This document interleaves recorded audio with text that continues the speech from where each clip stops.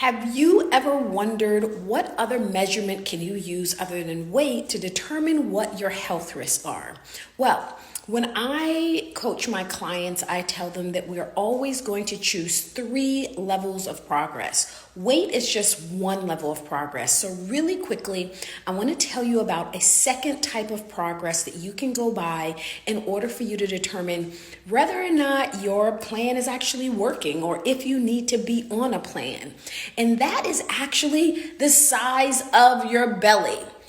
And I know there's this huge, internet thing about, oh, everybody wants a flat belly, flat belly, flat belly. Having a flat belly is not just about whether or not you can fit inside of a size 0 pants or what you're going to look like in a dress. It really has to do with your health. Your waist size is directly related to your health. So there is even research and categories of how big your waist should be relative to your body. It's called your waist to hip ratio. Your waist to hip ratio is when you measure your waist at your belly button and you measure your hips at the widest point. Then you're going to divide your waist, that number that you got on your waist, with the number that you got on your hips. You divide your waist into your hip. Now, if you are out of a health risk category, then for a female, that number should be less than 0.8. For a male, that number should be less than 1.0.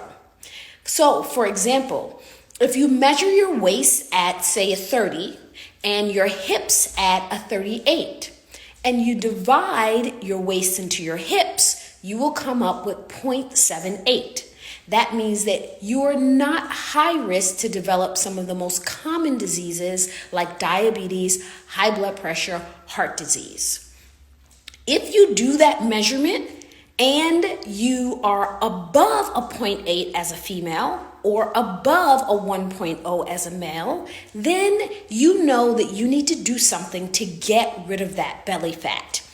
Yes, someone asks, is it in inches? Yes. I forgot to say, it is in inches, right? So you're going to divide your waist into your hips using the inches measurement. And then you're going to determine whether or not you need to get rid of belly fat based on that determining. Why is belly fat such an issue for your health? People say, well, I have flabby arms and I want to get rid of arms. I have big legs and I want to get rid of the extra fat on my legs. I have a big belly. The thing that everybody is focused on is the belly for health reasons, because belly fat is unlike any other fat. Your belly fat is alive. Imagine that. The reason why we say your belly fat is alive is because the fat on your abdominals actually work different than fat any place else in your body. The fat on your abdominals actually produce hormones. It produces estrogen. So here is a couple of things about how women and men differ when it comes to belly fat. 1, as women get older, they get more belly fat. I have had clients who they've been thin their entire lives. They're like, I weighed 120 pounds my entire life and I'm 60 years old and I did not start gaining belly fat until I hit menopause, right?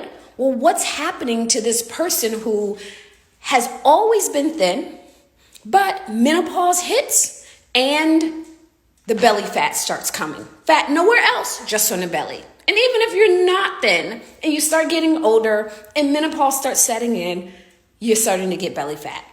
The reason that is because the ovaries actually stop producing estrogen, and our bodies is such a smart, intelligent machine. The body says, well, where else can I get estrogen?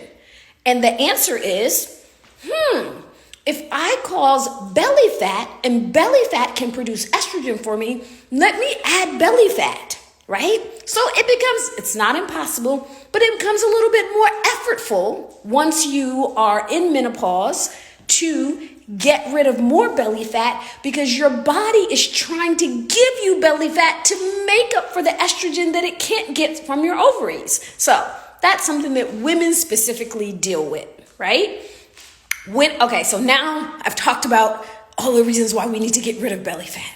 What are some of the main ways that you can get belly fat? We're always told, well, you can't spot reduce. Well, if you do 1,000 crunches a day, you're not going to get rid of your belly. That is actually true. So here is the truth. We all have six packs, every single one of us, because the idea of a six pack is really when you have a thin layer of fat over your muscles, then you can actually see the muscle underneath. It's not really a six pack. It just looks like a six pack. It's actually one long muscle. But here's the thing. We have a layer of fat over the muscle. So the goal is not just to develop a six pack. The goal is to get rid of the fat. It's kind of like having a silk sheet, but you got a wool comforter over it, a scratchy wool comforter. You gotta pull the comforter back in order for you to fill the silk sheet, right? So we know that we cannot spot reduce. Can't do that naturally. The only way for you to lose weight only in your abdominals is for you to have plastic surgery and get them to suck it out. We don't want you to do that. Not necessary. But we do know through exercise science research and nutrition research that there are certain things that allows you to release fat off of your belly quicker than other ways. So here's how the research is normally conducted. What they do is they will put two groups of people on a diet or two groups of people on an exercise regimen. And when they put them on an exercise regimen, generally both groups will lose weight. But then they will measure where did the excess fat come from, right? Are they losing weight in their legs? Are they losing weight in their belly? Are they losing weight in their arms? Where exactly is it coming from? So when they did research about high intensity interval training versus steady state training, so high intensity interval HIIT training, you may know it as Tabata, you may know it as interval training. It's done in various different types of ways. I'll do a video on that at another time. Versus steady state, which is, hey, I'm going to a Zumba class. Hey, I'm going to get on a treadmill and I'm going to run for 30 minutes. Hey, I'm just going to get on a bike and I'm going to go bike 6 miles. All of those great forms of exercise, but it's considered steady state training. If you want to do something that is going to specifically help you lose more fat in your belly than any place else, go for the high intensity interval training. So in one study, they had people to do high intensity interval training and another group to do steady state training. Both groups lost weight, so they're both great for weight loss. But when they looked at where the group lost weight from on their body, the group that did the high intensity interval training, they lost more abdominal fat, excess abdominal fat, than the group that did steady state training. So that's one thing. Second thing is when you do intermittent fasting, it is a protocol that is specifically, there's something about the way that the hormones, well, we know what that something is. It is the reduction of the insulin level. When the hormones lower, hormones, specifically insulin, called the domino hormones. I'm going to test y'all at some point. Insulin, my term for insulin is the domino hormone. And I'm going to definitely talk about that tomorrow. Why do I call insulin a domino hormone? Because it triggers everything else. Nothing else can happen without insulin, either being up or down, right? So it's the domino hormone. Remember that. If you take nothing else from this, insulin is a domino hormone. Insulin is a domino hormone. Let me manage my insulin level. Let me manage my hormones, because your hormones talk to your brain, and then your brain, you think, oh my God, there's nothing I can do. Oh my God, I'm so hungry. Oh my God, I have to have chocolate. It's just your hormones tricking your brain. Again, I digress because I'm supposed to do this in like 2 minutes and it's still like, we're like 7 minutes in, right? So, yes, I did say high intensity interval training. High intensity interval training, that is what's going to target your belly fat. And even though a lot of people are like, oh no, I love bread. Carbohydrates go specifically to your waist. If you want to lose belly fat, you got to reduce the sugar, reduce the carbs. We know this in comparative diets, right? They've taken people and put them on a traditional diet where there's a high carb, low fat, and they've put people on a low carb, high fat diet. Both groups lost weight. So that's one thing that you're going to hear from me. Even though I follow a low carb, low sugar diet, I encourage people, because I focus on weight loss, to follow a low carb and low sugar diet. I don't say it's the only diet. For some people, it's the only thing that works. For me personally, right? But it's not the only way. It's the quicker way. It's the easier way. To me, because I'm having some hot wings tonight, it's the most delicious way, but it's not the only way. So this is another important point about this, is both ways work. When they took the two and they compared it, but then they were both losing the same amount of weight when they compared it long term. But when they looked at where they lost the weight from, the people who were on a low carb diet, they lost more abdominal fat. Why is that? It's because it controls that abdominal hormones. Abdominal, not abdominal. They lost more abdominal fat, more belly fat, because it controls insulin, which is abdominal hormones. One of the jobs of insulin is to hold on to fat, specifically in your belly.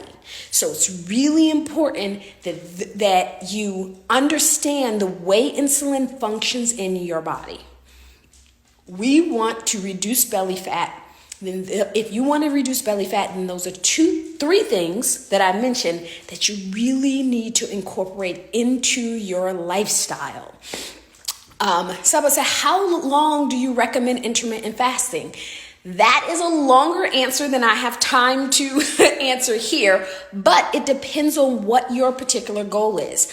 I am going to direct you to go look inside of my highlights of my story of my Instagram, and I have one on intermittent fasting, and I tell you hour by hour, go through the whole story on intermittent fasting, exactly what's going on in your body each hour, when at 12-hour point, at 16-hour point, at 18-hour point, at 24-hour point, at 72-hour point, and the benefits of each one of those things. So that is actually in my Instagram highlights. So I encourage you to go to check that out.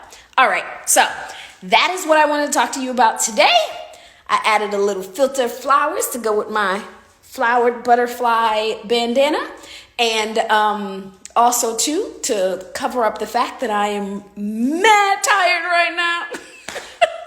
I had a very long day, but I committed that I was going to come on here and do a video today. So I am at the very end of my day of working with clients all day long, but I wanted to come here and tell you these tips on how to reduce your belly fat specifically. So if you are already weight training, do it as high interval. If you are already running, do it in a high interval fashion.